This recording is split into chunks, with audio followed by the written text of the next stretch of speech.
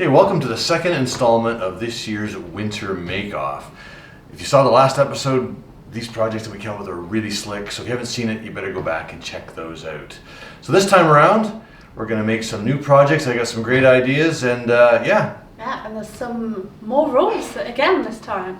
So the first rule is we're going to have 2 days this time to design and cut our winter project.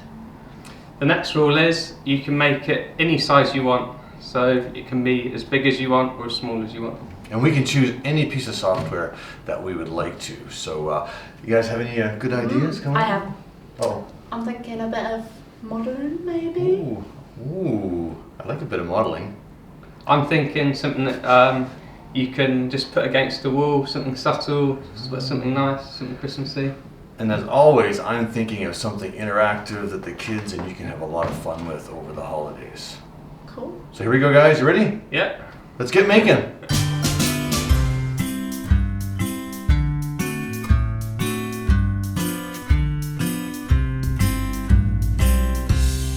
I'm really excited about this one. When my daughter was quite young, my dad, who isn't with us anymore, he used to leave notes in a mailbox that he had bought for my daughter, and she would leave notes or mail to Papa and when next time he came over to our house. So I thought this would be a great opportunity to create something like that, of course in respect to him, but also it's a lot of fun to do. So this was kind of like the mailbox that my dad had bought my daughter, something really kind of basic, but I think we can give it a really festive spin so that we all can make sure that Santa's mail gets to the right people who need it. So here's my idea. So I've got the same sort of idea of this sort of loaf of bread kind of looking mailbox with a flag on it with, I'm going to do that with some VCarving maybe, and maybe a little bit of 3D content to make like a candy for the top. I've got a 3D model for the front that I'm going to create, and I'm going to try my best to use free content that you already get with your software, so there's nothing extra that you're going to need for this, and we may or may not put it on a base. For right now, before I start thinking too much about the actual mailbox, I'm going to hop into the software and create the badge for the front of the mailbox and get it cutting so that I can then put some time into the rest of the mailbox. Right, and so I am thinking about, wow, I'm actually looking at some Christmas little ornaments that I've made in the past, two-sided little characters. I'm kind of thinking maybe to add another one to the family. So let's go take a look at some of the sketches that I've been doing. Yeah, cute character vibes, match like Rudy from last year. So I'm thinking penguins. What else have we got in here? Elves, little gonks as well. No, we did a Santa before, an audit of Santa, had a quite long beard. It's kind of gonky, but I think my feeling is more towards the elf, and I kind of have done various little designs on the elf. So I was just having a think, as I'm using the shop bot, I want to utilise the full machine bed size. So I came across this sledge the other day, which I think is going to be quite an impressive big project that people can make. I really like this kind of design. I quite like the way that it's layered up, so I can glue it up together. It's going to create quite a nice effect. I'm probably just going to take away some of the text, make it a bit more simple, and then make the slats a bit bigger, just because I think that will look cool.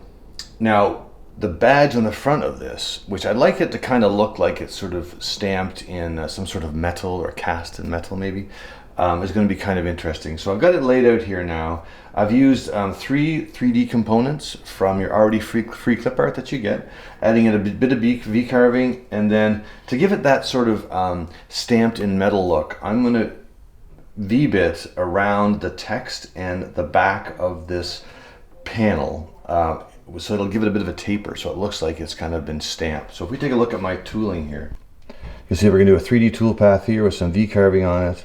And then again, using the V-bit, I'm going to get this sort of a nice bevel around it. And when I glue this bit on the top of here, it should look like it's been cast in metal. I even put in some faux screws to kind of give it that look like it's been screwed onto the front.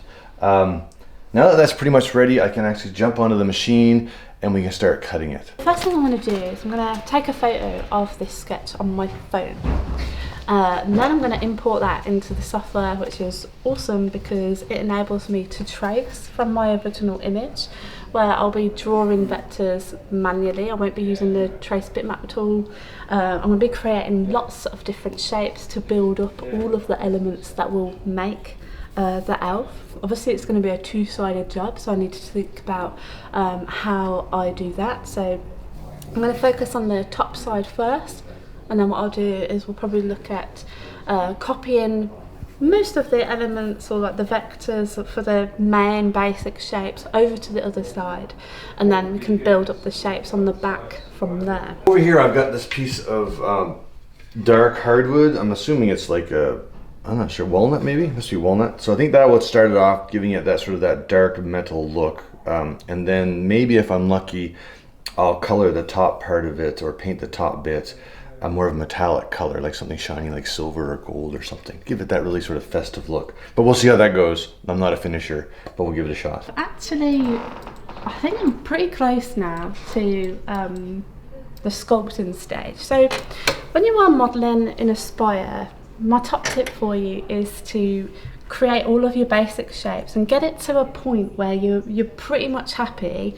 and then you want to make sure that your sculpting is more of a finesse, it's a finish. But one thing I wanted to talk about is once you're happy with your basic shapes, you then want to think about how you're going to kind of blend parts together. Now, for example, if we take a look at the hat up the top here, we've got two parts. So we've got the main shape of the hat, and then we've also got the kind of the floppy part of the hat. And we want to bring those and bridge them together in a way that it looks natural, like the two actually are as one. So what we're actually going to do is we're going to take these two and we're actually going to group them together, okay? And we're going to group them, and that creates a kind of unity of components. But then what I'm going to do is I'm going to duplicate that group, and the reason I'm duplicating it is so that I have a safe set of components before I make any permanent changes, because when you start sculpting, that's a permanent change and you can't reverse that once you finish the sculpting. So I've done the first part of the design, so I've got the underside of the sled and the top bit as well. So I've been using the mirror tool quite a lot, so just drawing one half of it and then mirroring it across to the other side. A little bit of a tip here, if we just put that and just twiddle our view, you'll see that we can actually see the whole of the model, which is nice. We're actually only sculpting the parts that we've selected. So to bridge the two together, what I do is I first smooth out the line here. So I'm just going to adjust my diameter and my strength, and I'm just literally bridging the two together. Okay, so you can see we're just creating a nice smooth transition between the two. So that's all right for now. Then what we're going to do is we're going to look at using the smudge tool. Now smudging is as it is, you smudge in. Imagine like you're working with virtual clay and we're just pushing that material. That's what we're going to do now.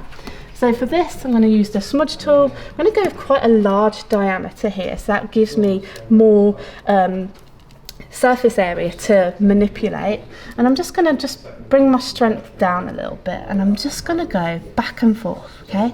Just going back and forth, and then what we should see is that line should start to kind of disappear as we're smudging the two like sets of pixels together. Yeah, so my original plan was to design this in desktop, VCarve desktop. But I ran into a little bit of a problem with the sizing of my tool paths, so I'm going to have to go and do a little bit of fancy work to make it all work if I can on desktop. But anyway, all my tooling is set up and ready to go for the 3D plaque for the front of the mailbox. So I've got the machine set up, the wood's on there, just double checking my tool paths like you should, and I'm ready to go ahead and start cutting. Where we've got this kind of cut back here, we can emphasize that even more using the subtract tool. Okay, so we're going to go into the subtract tool, and what that does, or the remove tool, it just, imagine the clay. Now imagine we've got a chisel and we're removing material. That's what we're going to do here, and that's going to help us emphasize any like fold over areas. So we're going to go into the remove tool. This time I'm going to really reduce my diameter, because I only want to focus on this here. I just want to emphasize that. But I'm going to increase my strength. So I want to be quite aggressive here, okay? So all I do is go back and forth, and I'm just really emphasising that. At the moment it looks a bit sketchy, but going back to the smudge and the smooth, we're just going to polish that out, and that's going to look really nice. So the top bit, I think I am going to use a bit of text just to give it a bit more texture and also something to look at, which will look good, and I'm going to add in snowflakes, but I've got a few ideas on what I can do with that. Right, and so I'm actually going to create texture in the hair of the elf, and this is a really easy technique to do. So all you want to do is use the add tool, smudge and smooth. So the add tool, we're going to really up the strength here, and I'm just going to increase our diameter a little bit, and I'm just going to scribble. Okay, you're probably thinking, what are you doing, that looks crazy, but stay with me. We're going to go into the smudge tool, increase that diameter, cut down on the strength a little bit, and then again we're just going to go back and forth. Okay, and you can see already we're creating a real nice natural texture there. That's looking pretty good, and then you could just finish that off, a little bit of a smooth at the top, and there's your hair. So I've got my file pretty much there. I'm really happy with it, how the design's turned out. So I've added in the text like I said, but I'm actually going to be using, so on the VCarve toolpath you can actually use a clearance tool as well, because with a V-bit, because it comes down to a point, it's going to take me a very long time to do all the flat areas. So what I've chosen to do is use an 1/8 inch end mill just to clear out those areas, to save me a bit of time, and it's a lot more efficient. Right, and so we're going to use this oak worktop, so it's nice and sturdy. The reason why I've used this is because it's thick. Okay, so the thicker the material, the better it is for me, because it enables me to really increase my model thickness. So going back to Rudy, again you can see his kind of yay thickness. We're going to aim for, you know, a 1.5 full shebang model. So yeah, I'm going to get the computer up and running. I'm then going to warm up the shop bot, screw my material down, and then get cutting. What material are you using? So I'm using ply today, so it's 12mm ply. This is some stuff that we've cut out something out of, so just using the last bit of ply from this sheet. So I'm about to warm up the spindle. Once I've done that, then I'll get the material on. So I've got my chunky piece of oak there. Then I'll just start with a pockets for the dowels. Got my dowels as well, measured these out. These are going to be useful for when we do the flip process, which we'll talk about later. And we're going to go straight into the roughing toolpath, and then we'll go on to a finish. It takes a lot of work to put some magic, Christmas magic, into a mailbox for Santa. So my idea is that I want to curf the top. I want to bend wood in this dome shape. I'm using some plywood. So I found a curf calculator online. So I'm just trying to interpret the results so that I can make sure that my cut file is going to work. So it's just a little bit of heady work right now, but anyway, once I get it fixed, it should be great. This is a screenshot of the calculator that I took and stuck into the software. That way I had the files right there for me so I could reference them. So right now I've got my thickness of my material, so I'm going to use this plywood right here. And then I need to make curves, so sort of channels in the wood 1 inch apart by a certain thickness by a certain depth. And then I should be able to bend it if it all works out right. And right now on the machine we're doing the pocketing so that I could make the material a bit thicker, or thinner, excuse me. It was quite thick, so I want to thin it down so that my the applique for the front of the mailbox isn't going to be super thick. So it's just working on that right now.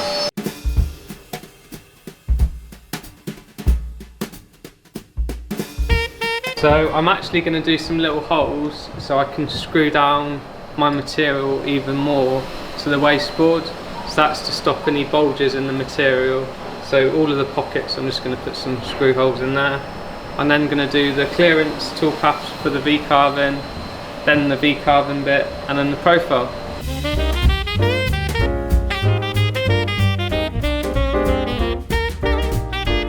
So we're using a 1/4 inch tool. That's going to cut our dowel holes to the top side and our 3D roughing. And then, yeah, we'll move on to the ball nose tool. Hopefully this will be quite a quick one. We're only working with like a small 3D area, so I'm hoping that I beat the boys today. I just finished doing the finishing pass on the 3D part. So now I put the V-bit in to start to cut away the material for the where the text is going to be, and then actually add the SC on the little dome on the top like I had planned. So still working on the curving. I'm not sure how it's going to work, but anyway, I'll work away at that. So I'm just drilling the holes, and then I'm going to screw it down even more.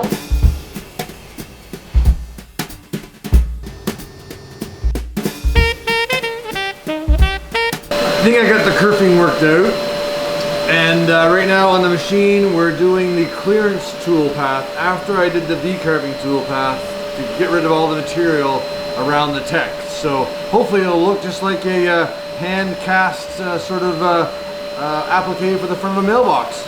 What happened? And that's what happens when your hold downs let go. But I was there to stop it from getting, yeah. Merry freaking Christmas.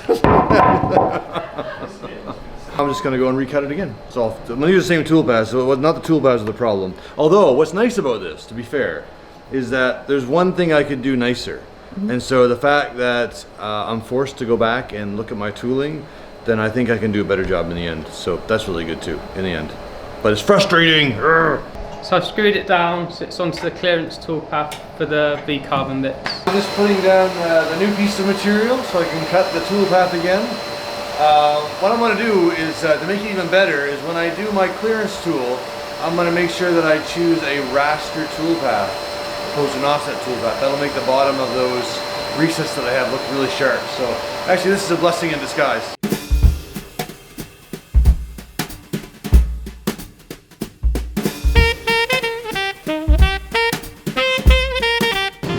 Fits nicely in there. Comes out nicely.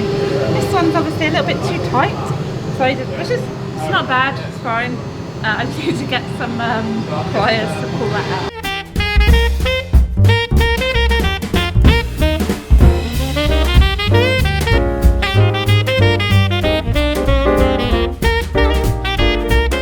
So next we're going to be using the V-bit. So basically, as you can see, the tip's very small on the V-bit, so if we had to go and clear all that material out with that small tip, it's going to take much longer, and also it's going to look better because it's going to be a flatter cut.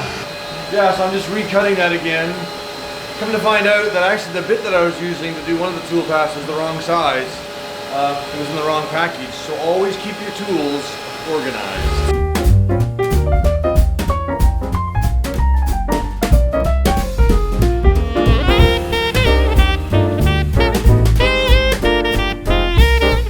So I figured out how to do the curving, at least I hope so. I won't know until I actually cut it.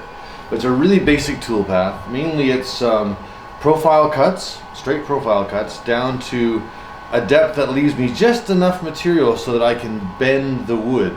So I've got my easy vectors here all set up, and when I go ahead and preview the tool path, it ends up giving you what I think is going to be a pretty decent way, or a pretty decent result for curving. But again, I won't know until I actually cut it.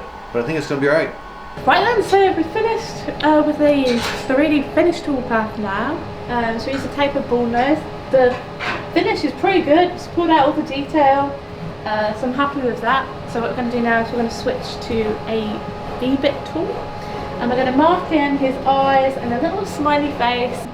But we're going to project a profile toolpath onto the 3D model. So it's crucial that we project that in order for it to follow the contours of the elf's face. I like to feel the way his belt just kind of goes down a little bit, like it's tucking under his belly. So for the profile toolpath, I'm going to use a compression bit, which basically means the first part of the cut is going to be pushing the material down, so we're not going to get any fuzzy sticking up, and then the rest of the bit is going to be pushing them up, so we should have a clean cut on both sides.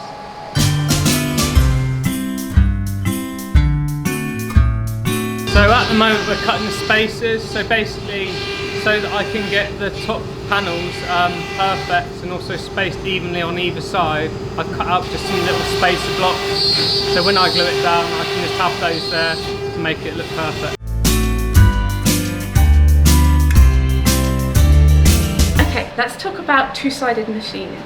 So how do we accurately line up the top side to the bottom side of our job? So this is really easy because we have the ability to work in a two-sided environment in the software. And so you'll see the way that we're actually going to locate the top to the bottom is using dowels. So we've already cut our dowel holes, we've checked that the dowels fit in there, and they have been randomly positioned into our job. Now in the software, with those dowel positions, we can tell the software, I want you to copy the dowels on the top side over to the bottom side. Software will figure out all the maths for you, but essentially you're going to have a mirrored version of those dowels on the bottom side. And so when you locate the two, so essentially what we're going to do is we're going to put the dowels of the bottom side into the spoil board, and then we're essentially going to flip our material over and we'll be able to locate those dowel holes into the dowels that we've just machined into the spoil board, okay? And that's going to give us accurate alignment. And this also opens up the opportunity for us to treat this as a totally separate job when we machine the second side.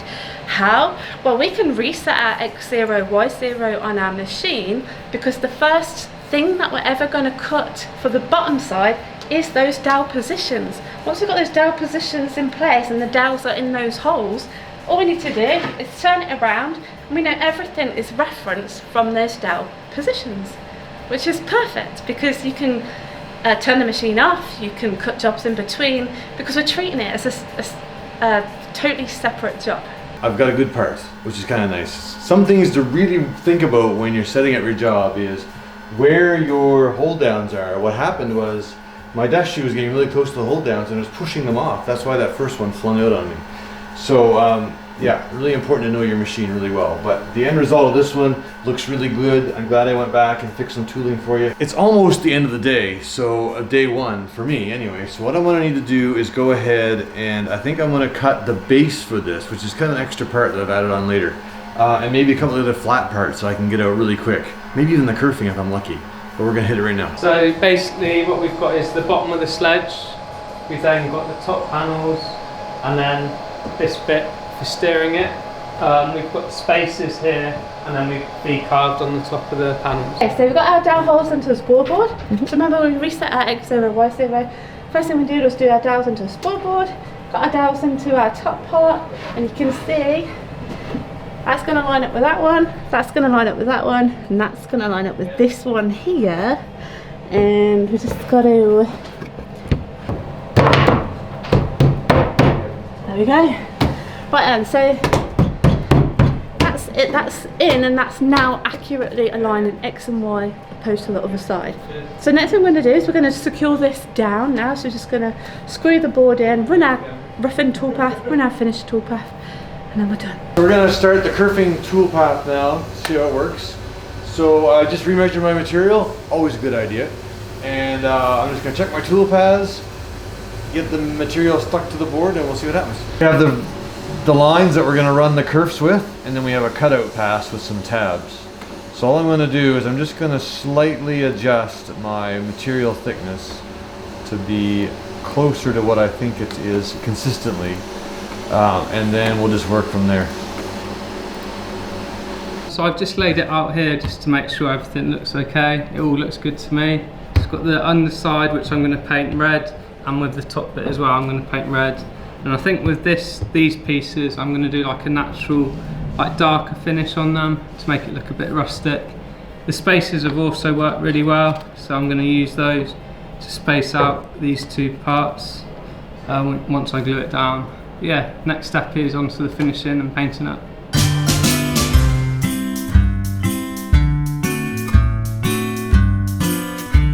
Kind of a success.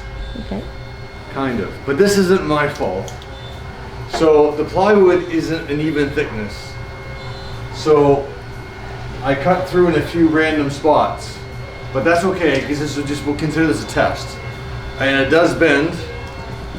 So I'm gonna pop it out and see if we can bend it, and then we just recut it, and I'll make the, I'll see if I can find a better piece of plywood. Everything's done now. So we're going to do a tool change, we're going to switch back to that tapered ball nose, run the 3D finish pass, and then hopefully we're all good. Like plywood is, you can see there's a knot there too, right in the middle. So that causes trouble.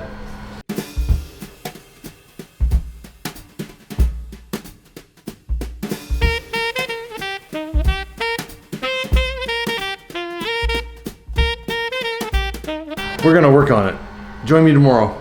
Cool, so I'm just going to let that dry and then we're on to day 2 tomorrow.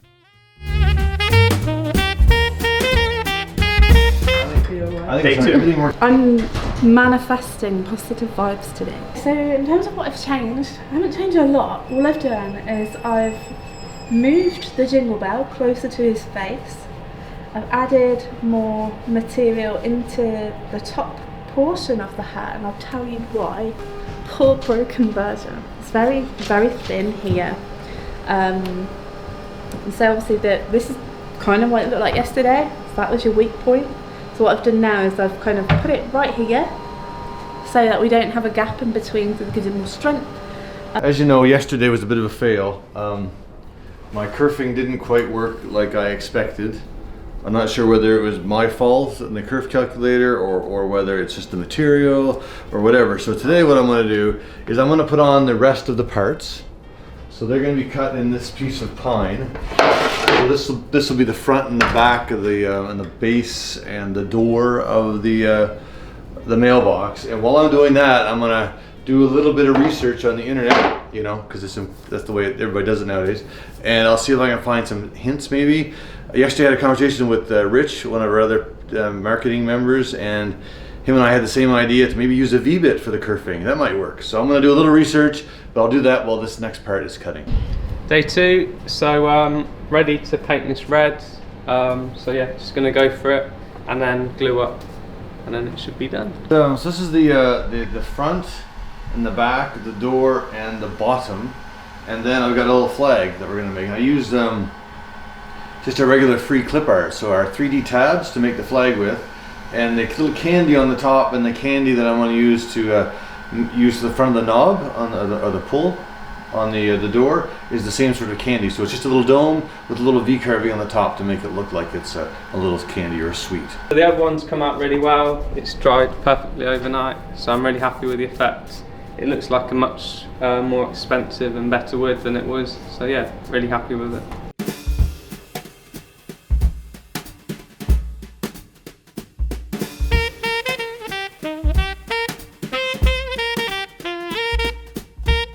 So, give you a bit of an update. The finishing pass just finished for the flag and the little handle knob covers. I got the front and the back. We've painted up the crest that goes in the front. And then I'm going to try and kerf this MDF. From what I could see online, is much easier than trying to kerf plywood or regular wood. Made a bit of a design flaw that I need to use thicker material than I thought. So this is going to be quite a heavy little beast, but I'm going to fix that in the files when we give these away so that you can use thinner MDF than this, because it's going to be quite heavy. But besides that, I think I'm okay. Time's ticking. Obviously, this is yesterday's Alfie.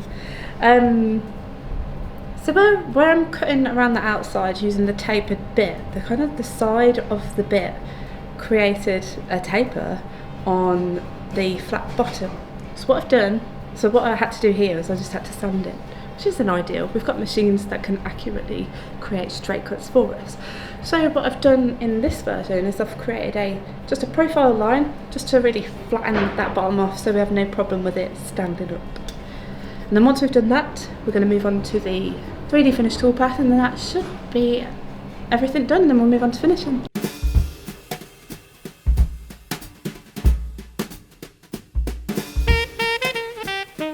So this will go on the back of that to give it a space so that I can screw it on the door, and then you can have a little handle to pull open. So with the paintwork, I'm basically putting it on opposite to the grain, and then for the finishing strokes I'm going with the grain. That way the paintwork should look better.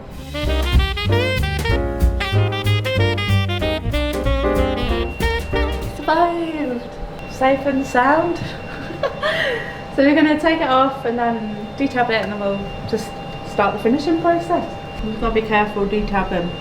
Once we detab, then we'll be happy. So I did a little sample here for the kerfing. So I got a number that I think is going to work for the thickness and so on. I went back to the curf calculator, put in the new thickness of the material, the cutter that I wanted to use this time around, which is a little smaller than before, And that's what we have so far. So luckily, and it's always nice sometimes, these little mistakes actually work out to your advantage, that I could measure it up on the dry fit of the actual end and bottom, and I found out that I was a little bit short on the actual side distance or width.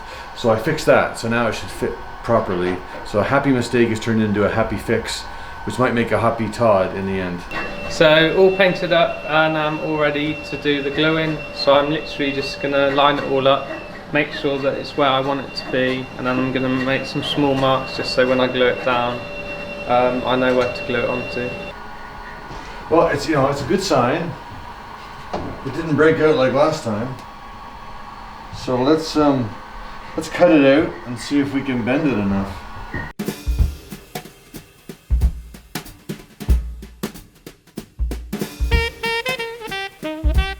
Oh, look at him! Should we see if he stands up?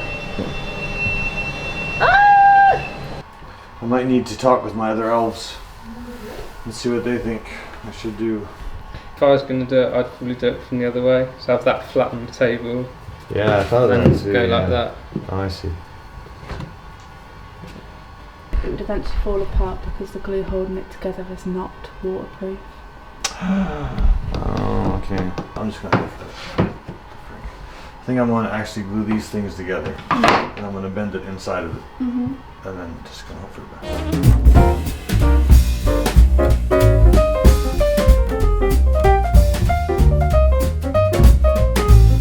Ollie recommended that.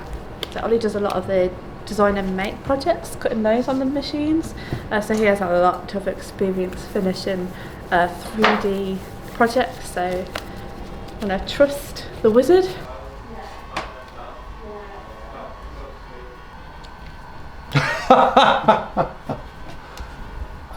I think it's on there. I feel good about that though. Oh, this is awesome. It's a little long, but I kind of thought it might be a little bit long, but that worked. All right, that's all right. Wow, thanks guys for all the support there.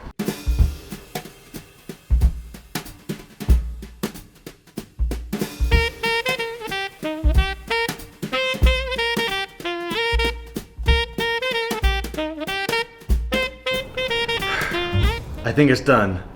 Unfortunately, I'm the last one of the day, but I think all the work paid off. Let's get the other ones in here and see what they did. Wow, that was an amazing 2-day marathon. Yeah, that was quite wild, and I'm very happy with how my project turned out. It's a mailbox, Santa's mailbox, and it opens in the front, with a flag on the side. But the main feature was I tried to do curving, and my goodness, that was a test and a chore. But if you never tried curving, it does work really cool, so I suggest you give it a go. Ollie's looks amazing.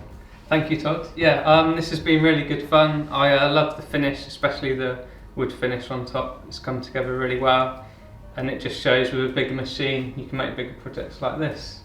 And what about the elf, Becky? Oh, this is Alfie. So Alfie, the two-sided elf.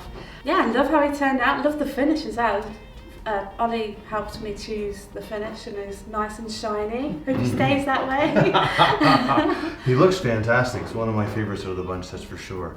Anyway, if you want to go at any of these projects, just go over to your V&Co account and you can download it right now. If you happen to make them, please put them someplace where we can see them. So tag us in them, share them, and make them your own, of course. Change them, update them, make them even cooler than we did.